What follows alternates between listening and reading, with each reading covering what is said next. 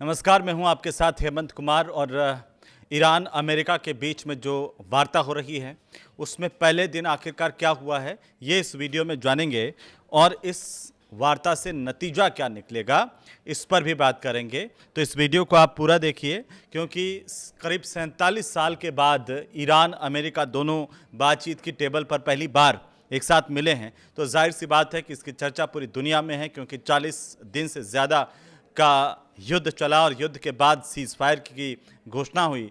Seize fire के बाद पाकिस्तान के इस्लामाबाद में शांति वार्ता के नाम से, समझौता वार्ता के नाम से एक टेबल पर ये देश जब आए तब सवाल ये उठा कि क्या ये सीज़ फायर सफल होगा, ये वार्ता, ये बातचीत क्या सफल हो पाएगी, इसके मायने क्या हैं। पूरी दुनिया में अलग अलग तरीके से इसे लेकर चर्चाएं भी चली। तो आज इसी को समझने की कोशिश करेंगे क्योंकि पाकिस्तान के राजधानी इस्लामाबाद में ईरान और अमेरिका के जो लोग हैं वो जुटे हैं, एक टेबल पर बैठे हैं और सीज़ फायर वार्ता का ये दौर जो है वो शुरू हुआ तो पूरी दुनिया की नज़रें इस्लामाबाद पर टिक गईं। कई जानकार ये मान रहे थे कि पाकिस्तान भारी दबाव में है और इसके पीछे की वजह यह भी थी कि जो पाकिस्तान पूरी दुनिया में दहशतगर्दी का पर्याय है वो इस बातचीत की मेज़बानी कर रहा है। तो ऐसे माहौल में, ऐसे देश के अंदर बैठ कर के दो देश क्या नतीजा निकाल करके लाएंगे, ये बहुत महत्वपूर्ण बात है। लेकिन मीडिया रिपोर्ट्स ये कह रही हैं कि ये करीब 2 घंटे तक बातचीत चली। पहले दिन पहला राउंड 2 घंटे तक हुआ है और इसमें ईरान की तरफ से, अमेरिका से, इजराइल से लेबनान पर जो हमले हैं वो तुरंत रोकने की बात कही है।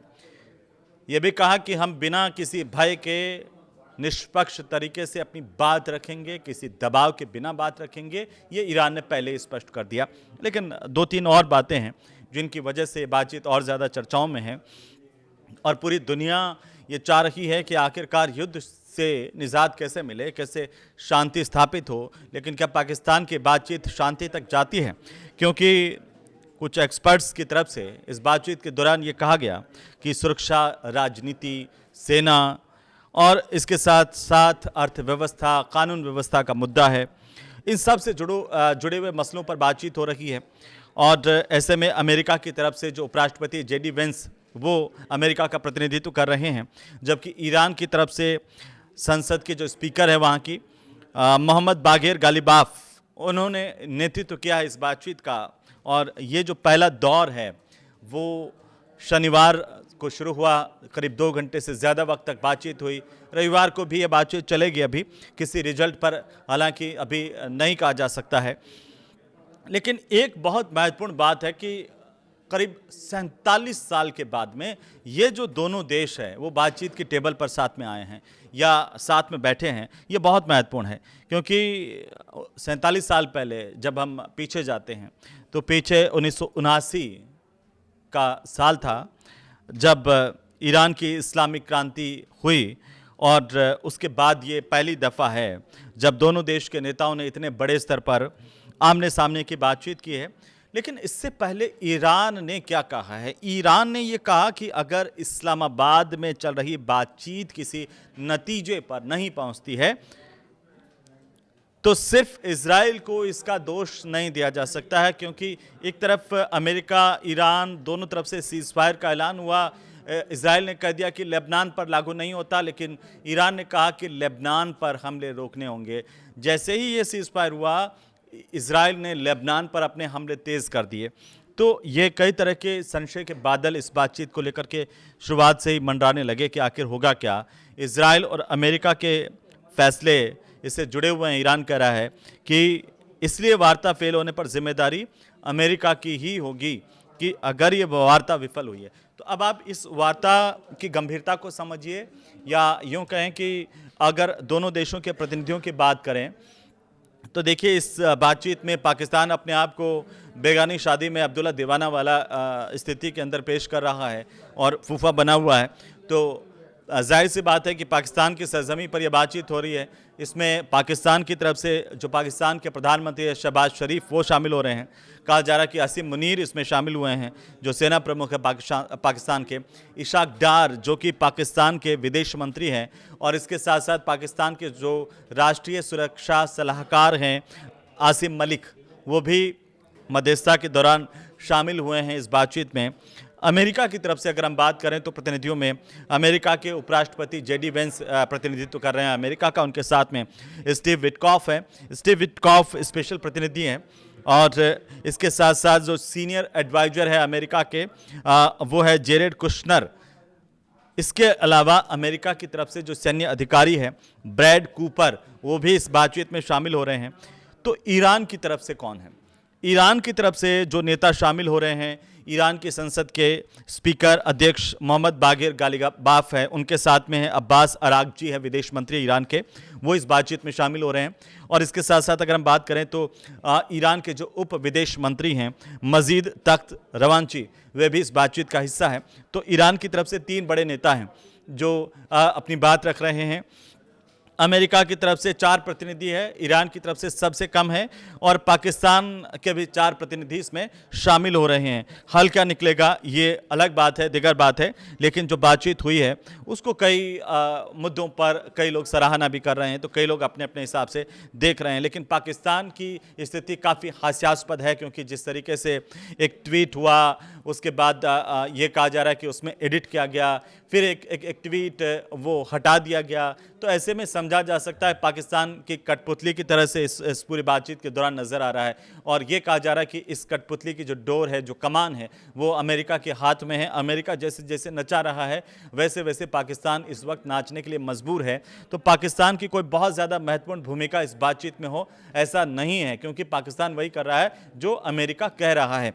और इस लिहाज से अगर पिछले 24 घंटों की बड़ी अपडेट्स को हम अगर देखें तो ईरान का डेलीगेशन जब पाकिस्तान पहुंचा, इस्लामाबाद पहुंचा, ईरान और अमेरिका का डेलीगेशन शांति वार्ता के लिए यहां पर पहुंचा, तो पाकिस्तान की राजधानी इस्लामाबाद पहुंचने पर चर्चाएं भी तेज हुई। और इसी दौरान ट्रंप ने एक चेतावनी दे दी। ट्रंप ने कहा, चेताया ईरान को कि पीस डील नहीं हुई तो अमेरिका फिर से हमला करेगा।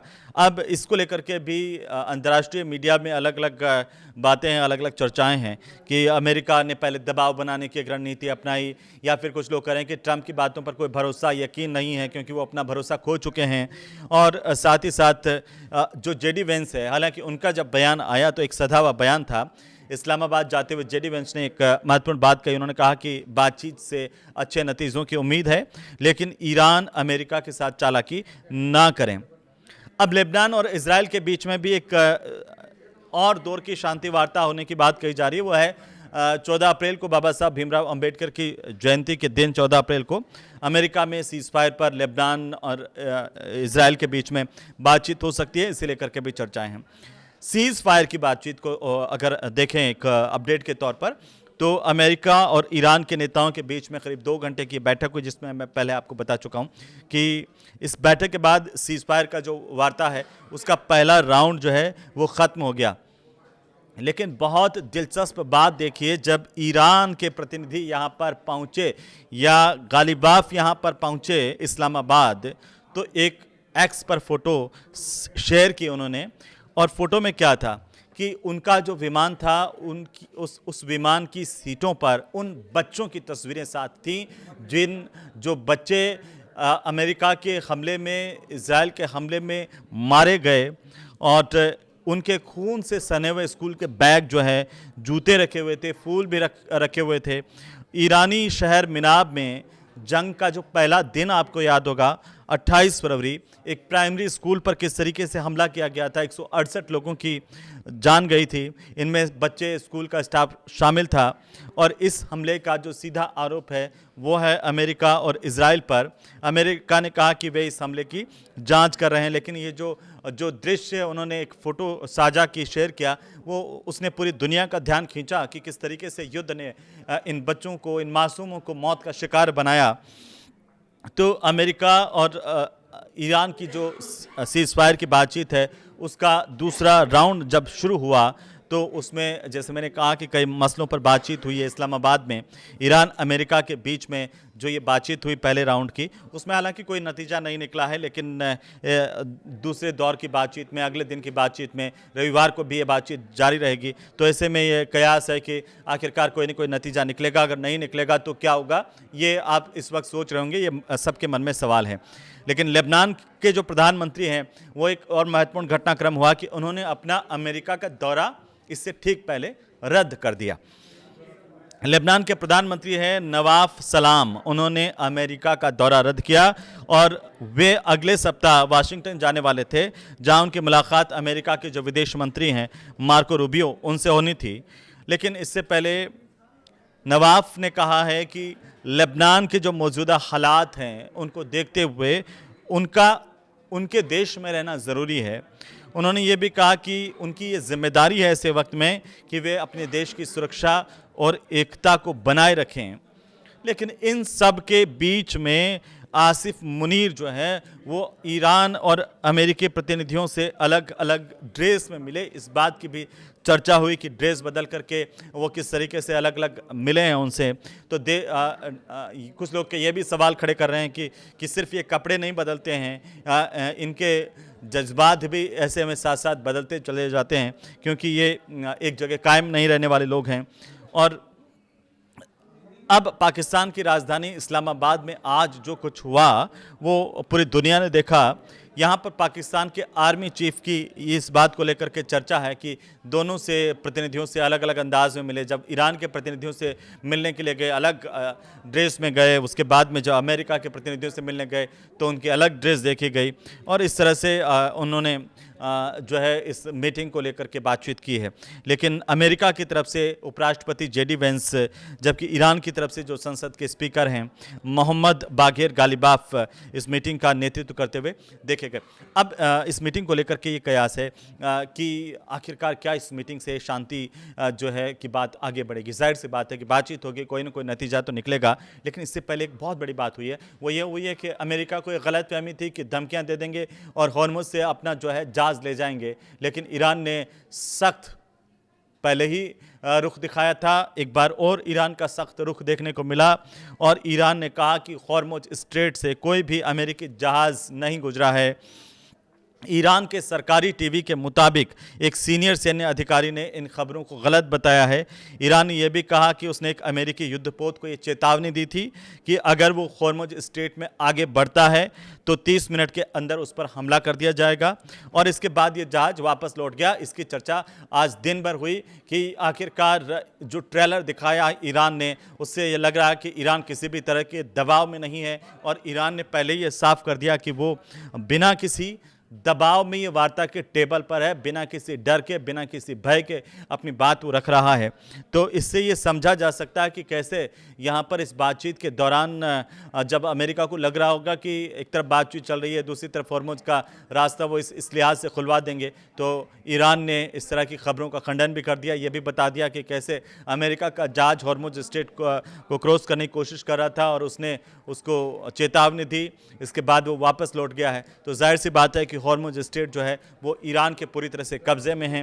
अब बातचीत के नतीजे क्या निकलते हैं, आपको क्या लगता है, हमें कमेंट करके आप बता सकते हैं। लेकिन फिलहाल ये जो घटनाक्रम हुआ है पूरा का पूरा वो 11 अप्रैल का घटनाक्रम है, जिसमें 12 अप्रैल को भी ये बातचीत जारी रह सकती है। उसके बाद क्या नतीजे आते हैं वो भी हम आपके साथ साझा करेंगे। लेकिन तब तक के लिए मुझे अनुमति दीजिए। नमस्कार। आपको वीडियो कैसा लगा हमें ज़रूर से बताएं कमेंट करके। नमस्कार।